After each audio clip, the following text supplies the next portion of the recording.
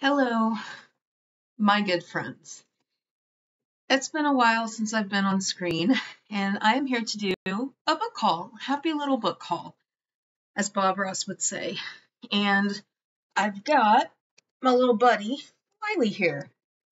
I'll show him a little bit more on camera after the book haul, and also I will give Finn's euthanasia story. Finn was very popular on my channel, and as you know, he died a couple weeks ago, and I'm actually still not totally over it because even though I knew it was coming, it was sad. So if you hear some background noise, it's Wiley munching on lettuce. So let's get straight into the book haul.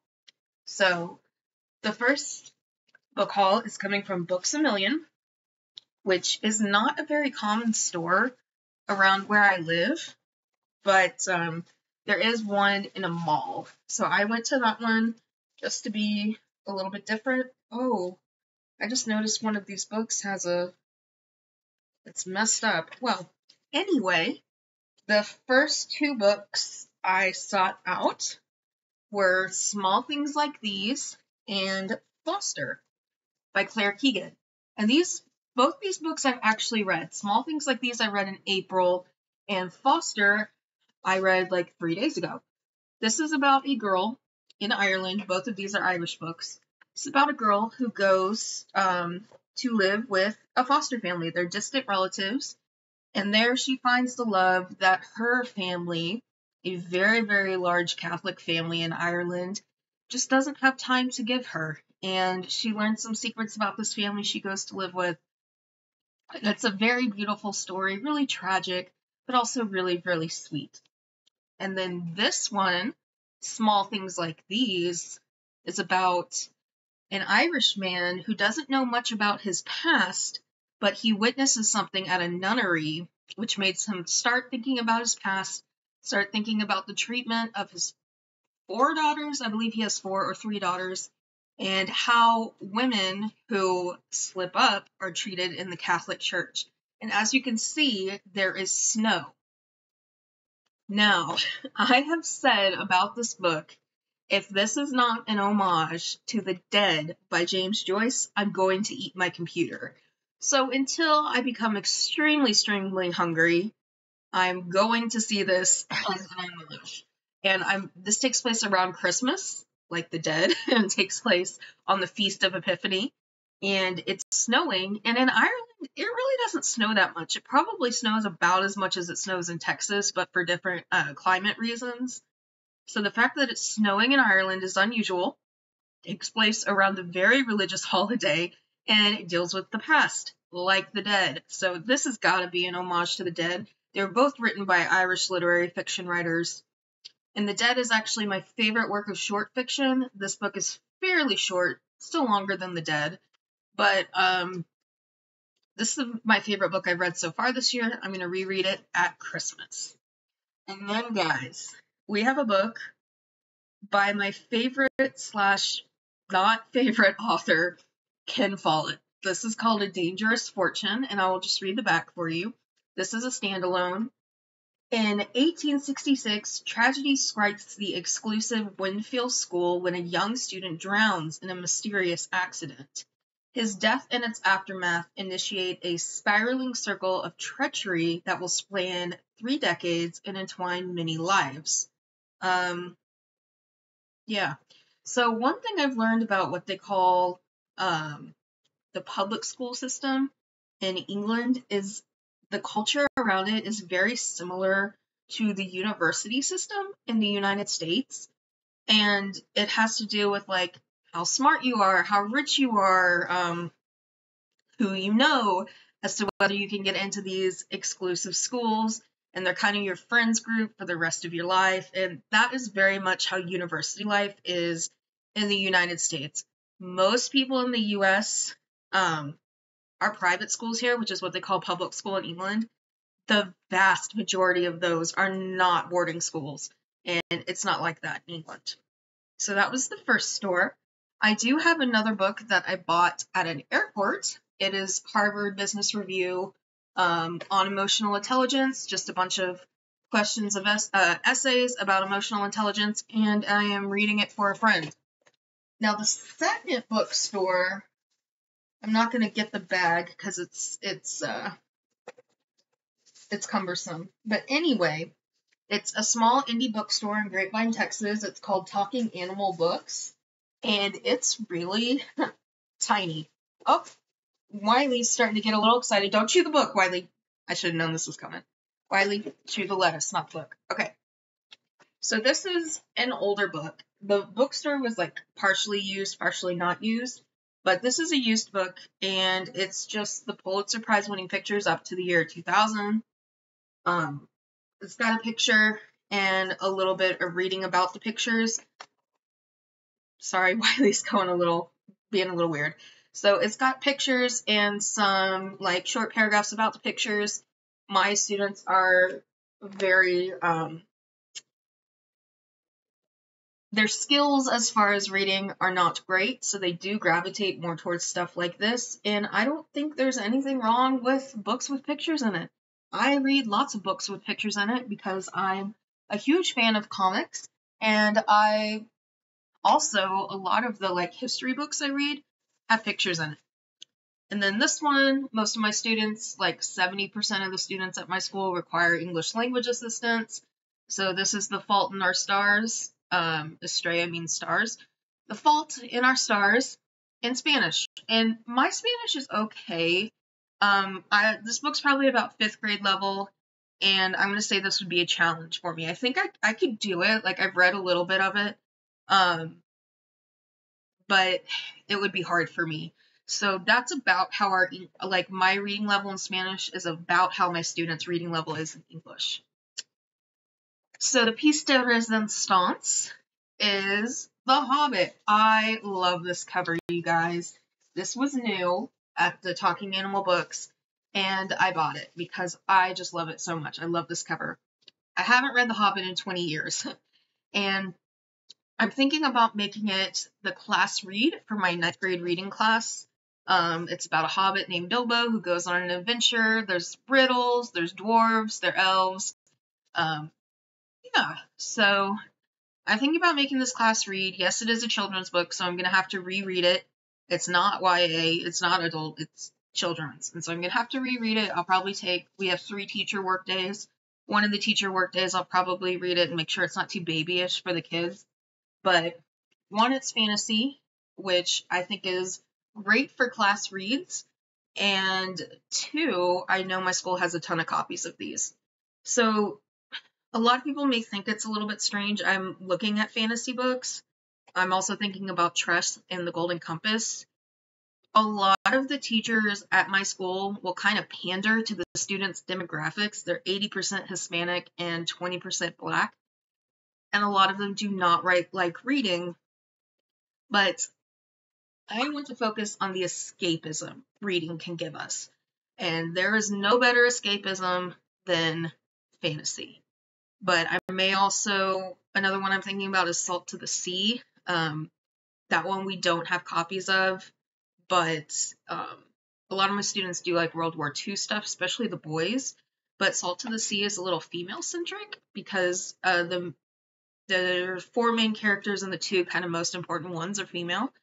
And it deals with some really heavy topics like game graping and death and war. So that'd be kind of cool. That one I've read. It's very short. So we're going to do 2, 1 each semester. And I'm thinking maybe the first semester we start with this because it's easy, but I got to make sure it's not too babyish. So that is it for the book haul. Let's get Wiley up here. Come on, Bubba. Now, I named him Wiley. I named him Wiley because of the folk story called Wiley and the Hairy Man. It's kind of like a Bigfoot tale. Let's give him some of this. Here you go, Wiley. Wiley is not used to the camera yet. Here. And you can see he's not eating out of my hands. That's because he doesn't fully trust me yet. We'll see if he gets some. He's already eaten. So this is the part where I'm going to talk about Finn and his death. So Finn was losing a lot of weight. He had pneumonia back in April. He recovered wonderfully from that. He went from 700 grams after before the antibiotics, before the big pneumonia attack that almost killed him, and he ended up being 900 grams at his 6-week recheck. About a month later, I noticed him losing weight again. I noticed him sneezing again. Finn had a disfigurement in his face where it was too flat, so there just wasn't enough room for his teeth in his mouth, and so his bottom teeth became extremely overgrown. And what we think triggered the pneumonia was I went and took his teeth to get trimmed, and they sedated him. And the sedation, we think, put him into a pneumonia attack. He had probably already had low-grade pneumonia due to aspiration, due to his overgrown teeth. So Finn was just a very unhealthy guinea pig. And guys, vet bills are expensive. They're expensive. And so when he was losing weight, I took him back to an appointment, and the vet hospitalized him. So that was $1,800. Luckily, my mom paid for it. My mom went with me because I was really worried about Finn. At that point, he had gone from 900 grams to 625. So he had lost weight in the span of 2 months. Yeah, he had lost a third of his body weight. So he was still himself. He was still coming up to the side of the cage. He was still very much showing interest in food, but he was having a lot of trouble eating, physically eating. And so we were going to syringe feed him. This is a Friday. So she hospitalized him for 2 days. That was the plan. We weren't going to worry about it till Monday. I was on my way back home, and I get a call from the vet. And she tells me his blood work was awful. He had a fatty liver, essentially what we humans would call a fatty liver, and he had really terrible kidney function. Now, it could have been from dehydration or it could have been from kidney failure. I had noticed that Finn, when he was walking, he wasn't like moving his back 2 feet at the same time. He was kind of like bunny hopping. And I had recalled that my aunt, her dog, when they had to put that dog down, she had kidney failure and she could not stand up. So it was either extreme dehydration, which Finn shouldn't have really been dehydrated, or it was kidney failure. And she used the word on Monday, if he doesn't respond to treatment, we will look at quality of life. Euthanasia. So I went home and I thought about it. I knew he was going to need teeth trims where he gets sedated every 2 months from then on. He was almost 4 years old. He wasn't eating. He wasn't having a good time. Neither was I. At that point, I had to think about myself. Am I going to make it till Monday, knowing that I'm probably just going to have to put him down on Monday because of the experience I had? I thought it was kidney failure. And the answer to that was no. I just didn't know what I was going to do. I was really scared, and I needed closure. So I called the emergency room, and I said, if I want to euthanize him tonight, can we do it? And they said yes. So Friday, July 14th, at about 11 o'clock at night, I made it home. My mom actually came and got me because I didn't want to face the drive myself. My mom had gone with me to the doctor appointment because I was so worried. She and my dad really didn't know how bad it was. They weren't guinea pig people, and they told me, they were just like, give it some time. So my mom came and got me, and she took me to the animal emergency room. She didn't want to be in there when they euthanized Finn because she had been there when they did my dog, and she regretted it. Personally, I would know. Oh, there he goes. I would regret it if I didn't see exactly what happened. I remember being very upset with the emergency room because there were no tissues in the room, and my mom didn't want to wait in the room with me because we have my brother who doesn't understand death. He has severe autism.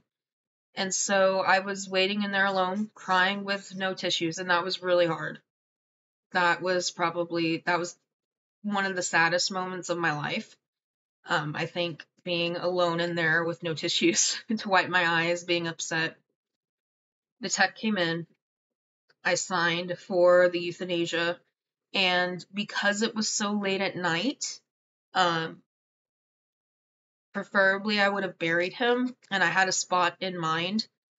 Technically, I don't think it would have been legal to bury him there, but nobody knows about that spot. I've done a video about it, the old African American cemetery in Post Oak, Texas. I actually wanted to go there and bury him there, but because I was not at my home and it was very late at night, I just did the communal cremation. I didn't want his ashes I didn't want his ashes in my house. I find that a little macabre. Maybe if it was like a baby or something, like I know somebody who had a stillborn baby and they have his ashes, like maybe, but just the ashes of my pet, I don't really want at my house. And my mom has the ashes of both her dogs that have passed away, but I just didn't want that. So I did communal cremation. I didn't want to sit there for a little bit. They were going to give me a buzzer and say, when you're ready, buzz it and we'll come in. And I didn't want to. I wanted it done. I had enough time. Finn and I were very bonded. I just had enough time with him. And I know myself, and I would have just lost it. It would have been worse. So they brought Finn in, detected, and I held him. I just held him in my arms, and I was crying. And then the vet came in with both the shots. And she noticed there were no tissues, so she got me tissues. And so I was holding Finn. She told me she had spoken to Finn's doctor. This was not the same doctor who treated Finn. She had spoken to Finn's doctor, and she said she understood. And I just was so grateful that I was not going to have to call that doctor and tell her, just tell her my decision. The ER doctor had done that for me, and I was so grateful for that. And so I was sitting down on the bench. He had a catheter in his leg. I had actually seen that they had shaved 2 of his legs, so I think they had tried to get it in twice, which is really sad. But he had the catheter in, and the doctor just knelt beside me. She gave him the first medication, which was to sedate him. There was really no change. He didn't close his eyes. Guinea pigs don't sleep with their eyes closed. They actually sleep with their eyes open. And I think he actually died before she gave the euthanasia medicine. Because she didn't notice any breathing. I didn't notice any breathing. So I think it took Finn probably less than 30 seconds to pass away. She asked me if I wanted any time with his body, and I said no. I just didn't need that. And so she took him to communal cremation. My mom took me and got some food I liked, and I went home, watched some trash TV, Dance Moms, and went to bed. The next day I was really sad. I was crying the next day, and I was holding Spaz, and Spaz was licking the tears off my face. Spaz is my other guinea pig. So that was it. That's how I lost Finn, and I know a lot of people don't want to be in there with their animals. Personally, I don't really know if they know a difference because they're sedated so quickly. But I'm just glad I was there. I was glad I was able to hold him while he passed away in my arms. And I don't have any regrets. It was very beautiful. Obviously, I'm not a doctor, but just reasoning, I really think it was kidney failure. I really do. Because she said, I asked the vet, how would this have developed since the pneumonia back in April? She said, if it's kidney failure, it's something he already had, but it wasn't presenting. So yeah, you can watch my little memorial video to Finn. but I'm going to give you an official introduction to Wiley.